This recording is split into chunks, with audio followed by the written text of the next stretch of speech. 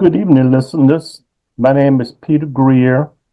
I am the publisher of Greater Diversity News, and I have with me the Honorable Naquetta Ricks, who is a member of the House of Representatives of the great state of Colorado, and Gary McCants, the co-host of this podcast that we're doing, entitled Doing Business in Africa.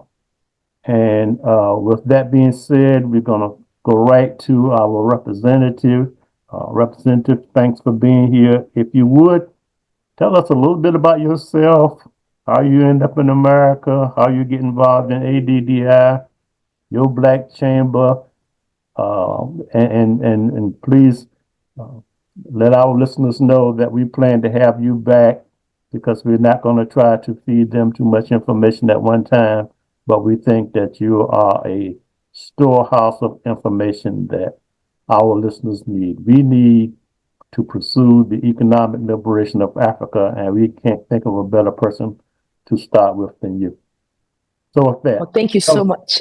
Thank you so much, Peter. And I appreciate the opportunity to have this conversation with you regarding a topic that's very, very close to my heart, which is to increase trade and investment between the US and Africa. And of course, with the diaspora, the African diaspora, which is worldwide. My name is State Representative Naquetta Ricks, and I am from the great state of Colorado, as you said. I have been in the US now since 1980, so a very long time.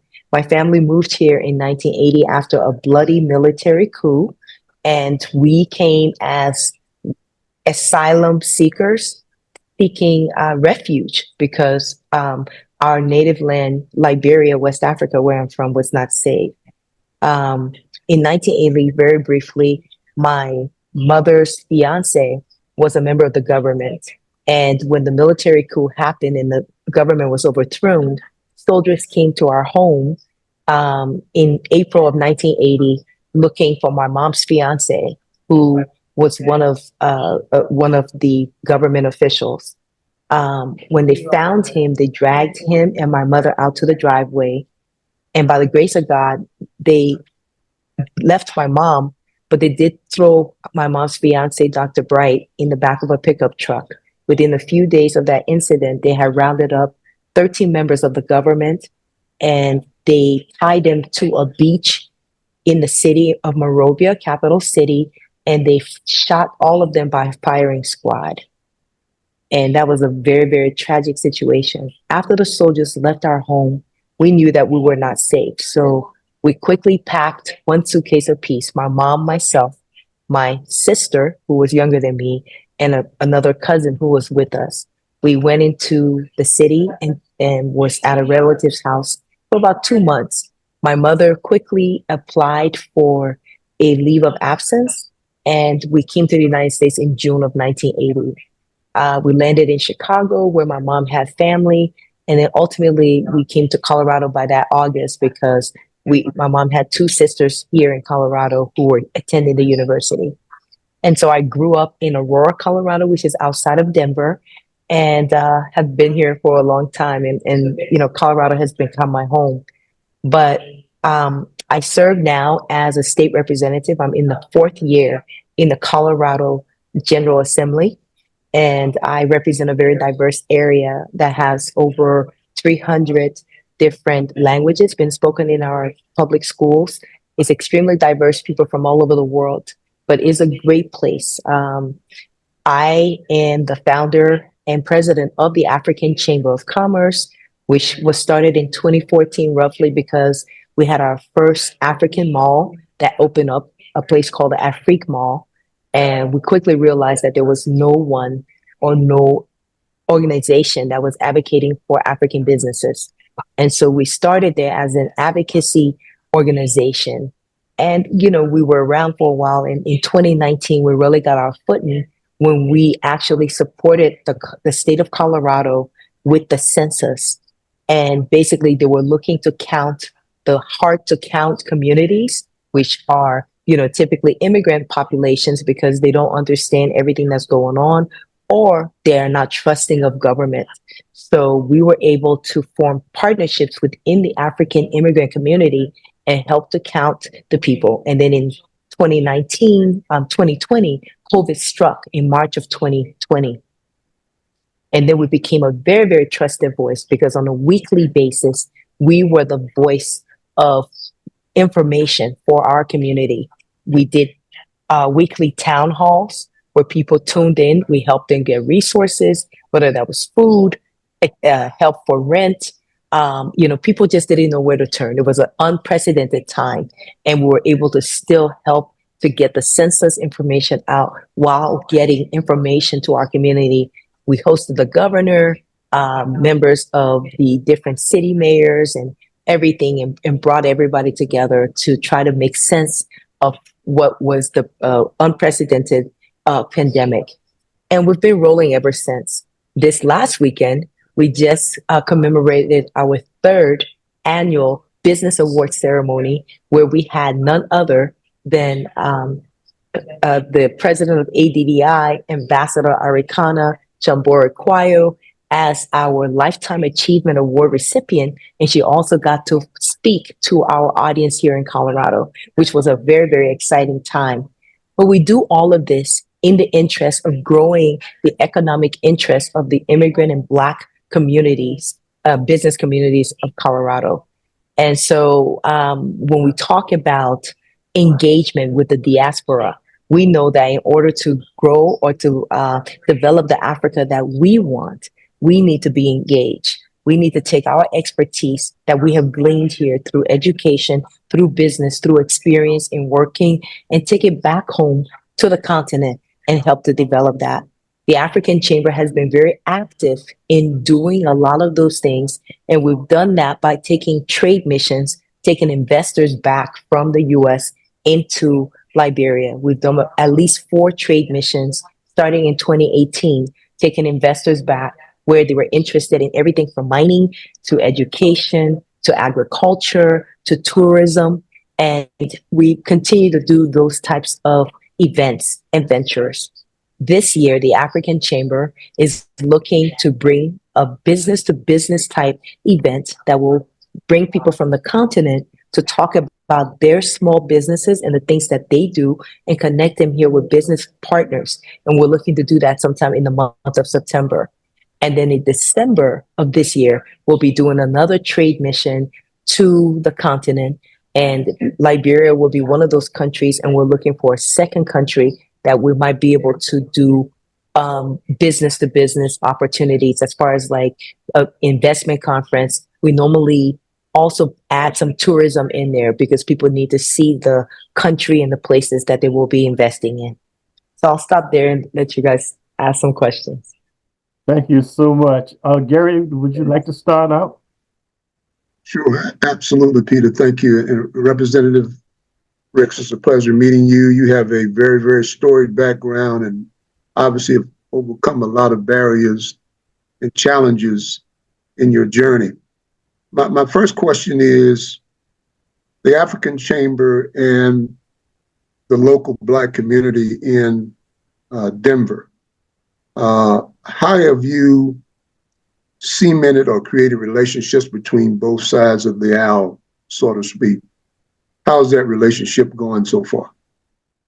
And yeah, and thank you for the question.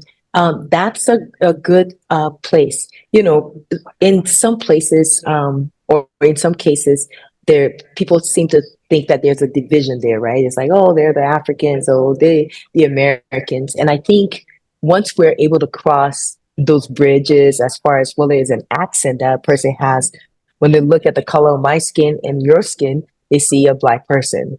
And so we have been very, very intentional about including, when we talk about it, we talk about Black business, we talk about Black immigrant businesses, we talk about African American businesses, because it's all of our business that we care about.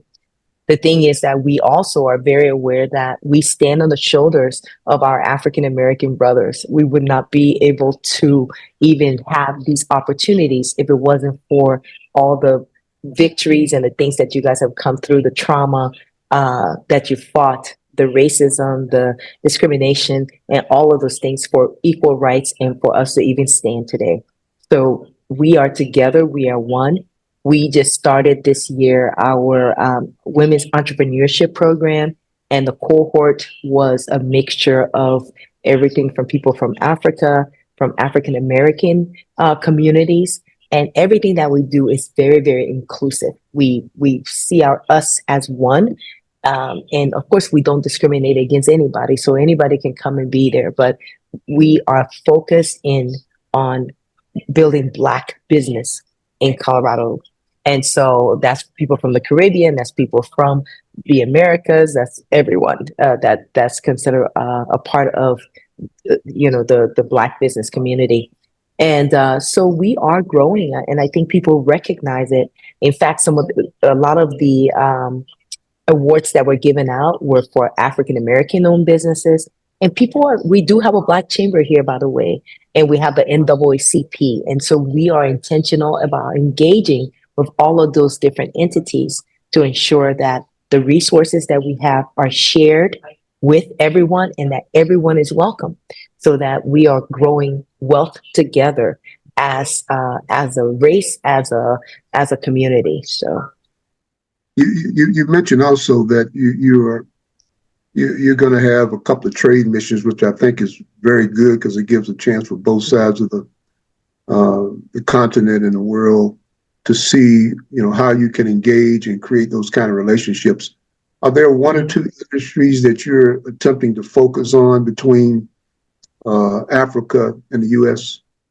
Yeah, I think there's many opportunities, and some of the low-hanging fruit would be places like tourism. Tourism is a big thing. For example, in Liberia, there's so many beaches. There's over 360 miles of coastline. So you have beautiful beaches there all along the coast. You have a rainforest that's there. We have waterfalls. It's just beautiful. I mean, when we look at places like Jamaica and people are able to go there and do that, we just need capital so you can partner with local people, come and develop a resort, and of course, market it and get people there. Because even though there's still a lot of development that needs to be taking place there, but it happens in Jamaica. You go to this all-inclusive resort, you're there and you get to be on the beaches and you get to be entertained. They take you into a few field trips within the town. You get to see, so that same type of a model can be done in Liberia or any of these places. Also, farming and agriculture is another big thing. We have like a large portion of the rainforest, and so organic things can grow. Liberia, I think, gets the highest number of rainfall for any country in Africa. So things can grow in the soil. So if you want to get into cocoa, coffee, palm oil, any type of farming, those are opportunities that you can find and partner with, or even just growing pineapples, or whatever that might be that you want to grow. So I think agriculture is another good place. We also have mining. So the gamut is there, right, of things that you could possibly invest in. So have you seen, obviously there are some challenges to maybe having all the resources you need in order to facilitate some of this growth and really create the infrastructure that's needed too, between what's happening in a country like Liberia, and the same kind of issues we face in the U.S. is infrastructure, sometimes lack of technology in certain areas. So are you seeing similar challenges between continent and also U.S.? Yes, absolutely. So same thing. A lot of time, the biggest thing, if you have the capital, then the people there need capital. They need technology. They need knowledge. Just knowledge transfers are important, as far as like if you're going to get into farming, making sure that you have the right type of fertilizers. If you're going to do organic, so all of the technical aspects of farming and the technology and that knowledge transfer being put back into Africa, the same type of infrastructure things. And also just making sure that you have the right business partners. because you want people there that are, trustworthy. So you're not just gonna just listen to anything. You need to vet any type of a business opportunity that comes your way, and the chamber can help with that, like by running things through the government and making sure that people that you're dealing with have scruples and integrity. So that's going to be key as well.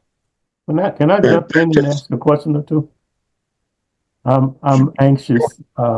If you would, tell us about your education, and while you're talking, tell us about how you got involved with ADDI, what ADDI is, and how you got involved. Sure. I hold a master's in business administration from the University of Colorado. My undergraduate degree is also in accounting from Metropolitan State University. And then recently, I was at Harvard University this past summer of 2023, taking a state government class, and I'm working on a certificate from the Kennedy School in economic development. But besides that, my association with ADDI started when I first heard um, Dr. Arikana speak, and that was, I think, 2018. I started to see her and listen to all her YouTubes, and I was totally excited, and just I became alive because she was like speaking my language. It's like, yes, that's what we need for Africa. That's what we need for that continent. But she also spoke truth to power because she was very, very strong, talking about the ills and the things that have kept us down as a continent and as a people. And she was really actually speaking it out. And so I found an opportunity through the African Development Center. They were hosting her as she was going to be the lunch speaker. And I'm a part of the Liberian Business Association of the Americas out of Minnesota. And Jackson George, the president there, told me, hey, I said, I see that Dr. Arikana is going to be in Minnesota. He was like, are you coming or what? So I quickly, within 2 days, bought my ticket. I showed up in February of 2018 in Minnesota, and the rest is history. I mean, I met her. It was 0 degrees in Minnesota, and but it was worth it. When I met her, I said, Dr. Arikana, I want you to come to Colorado. And she was like, are there any Black people in Colorado? And so that was too funny. But and finally, that dream was realized this past weekend when she came to Colorado. Finally, I guess after 5 years of meeting her. But I have a question for you. Sure, yeah, go ahead. Yeah, you're more excited than I am, but I oftentimes describe Dr. Arikana as the most consequential Black leader since Martin Luther King here in America and since Kwame Nkrumah in Africa. What do you think about that? I think she's definitely the Pied Piper. I think she's Mama Africa in persona. I think that the message that she has about building the continent is a message that we all need to hear. And it was so funny because the same reaction that I had when I first heard her speak was the same reaction that the people at the event were, I mean, she was not in her full element because she was a little bit under the weather. But I mean, she has all these stories. She's very engaging. She comes with her facts and her data. And I mean, people were like just enthralled, and all the feedback that we've been getting as a chamber. So yeah, she is an amazing leader, and her vision of how we need to grow Africa and what we need to do is something that we need to come together to do, because that's what it's going to take to grow us and to move the needle forward for our generations. And for where, we talk about how people go to Africa, other people out of the not Black folks, but other races are going there and they're gaining wealth. And so there's no reason why we are not able to do that. And there's still a lot of myths that people need to dispel when it comes to investing in the continent and understanding what the opportunities are. Yes, there's going to be challenges, but that's just challenge everywhere. But when you go there with the mindset that you want to build and you want to plant and you want to develop, you definitely can make a huge difference for yourself and for the people there. So Let me jump in with a few more questions, and let me alert our viewers and our listening audience that we plan to have you on as a periodic guest. That means we'll have you when you're available. And the discussion that we're having now is a discussion that we will be exploring when we have the occasion to uh, have you. And I have two matters that I would like for you to speak to, if you will, recognizing that we are all engaged in an effort to bring Black people together worldwide. Now, are there other African chambers in the continent Yes. that you work with? Yes, there are African chambers all across America. Well, we have one, the African Chambers of Dallas, Texas. And so I that's another connection. They also do a lot of, they do trade missions to East Africa, where they've done things to Kenya and also to Ethiopia. And there's a trade African Chamber of Commerce in Seattle of the Pacific Northwest, and so that's another one.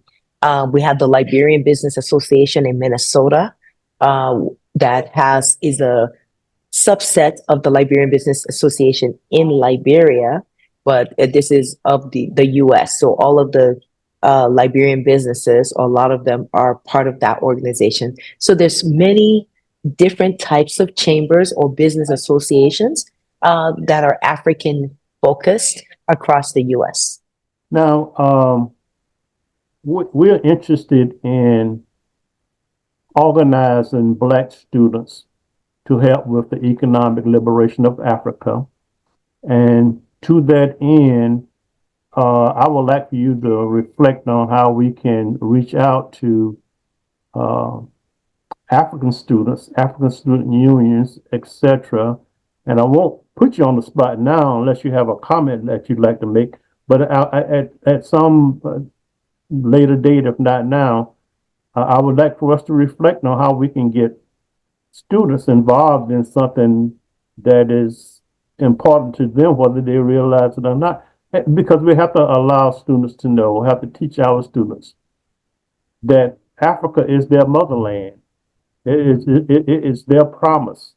And it's up to us as leaders to try and get them involved with understanding the nature of what it is we're doing and why they need to be a part of it.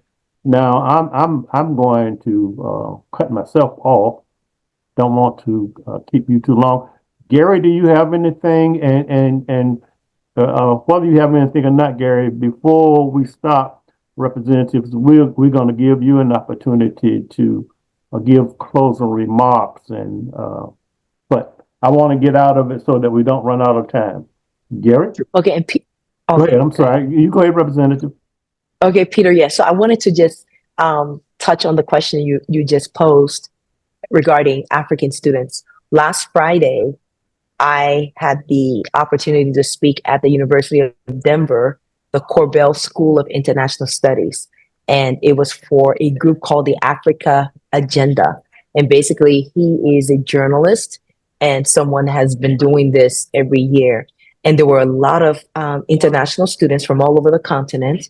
And it was amazing. And the subject of conversation there was about how do you engage the diaspora? And, these are a lot of students who are attending. Some of them were in medical school. Some of them were already working in nonprofit agencies, international NGOs. And basically, it's the same thing, looking at how do we engage the diaspora? How do we bring people together for economy, for commerce, for politics, for education? And, the sky's the limit. But I think that there is a huge interest. By going to that event, I invited many people to the chamber event that next day, which was Saturday evening. A lot of them came and a lot of them have been engaging me. A couple of them want to do internships with me here at the Capitol. Others want to work with the African Chamber of Commerce. So people have a strong desire to promote the continent and to see how we can also take the skills and expertise that we have here and go there to develop the continent. So I think that there's a huge need. So going through the African Union, going through colleges and schools of international studies that are focused on African students would be a great place to start and just engaging. So I think you're on the right track. Thanks so much, Gary. I want to add to that.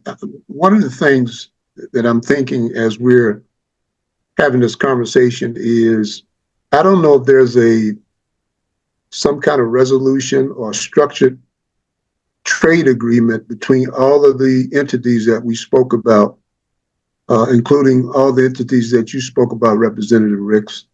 We need to have that kind of meeting to structure some kind of agreement that says we're going to focus on these 4 or 5 things, and begin to meet with representatives in the continent to talk about where this is going to bridge the gap between, trade missions, trade agreements, intellectual capitals, and also be able to talk about resources and capital that we need in order to make this happen. I know we talk about reparations, but here's a reparations opportunity to do this. If we could put that in writing and put it on the table and get all the stakeholders around the table to agree on it. I think that's a great idea, actually. And what we could do, I mean, ADDI is already doing a huge lifting with that, but then also partnering with organizations like the African Chamber and chambers across the U.S. And you'll find that a lot of the chambers probably have some connection to ADDI to some extent. So I think that's a worthy mission for us to work on and start getting those kind of things together. Yeah, Well, having a separate meeting. Yeah, absolutely. Let me thank both of you all for taking time out to do this interview. I don't want it to last too long, so what I'm going to do, with you all's permission, is I'm going to end the recording and ask both of you to stay with me for a couple of minutes so that we can deal with some future logistics. Okay.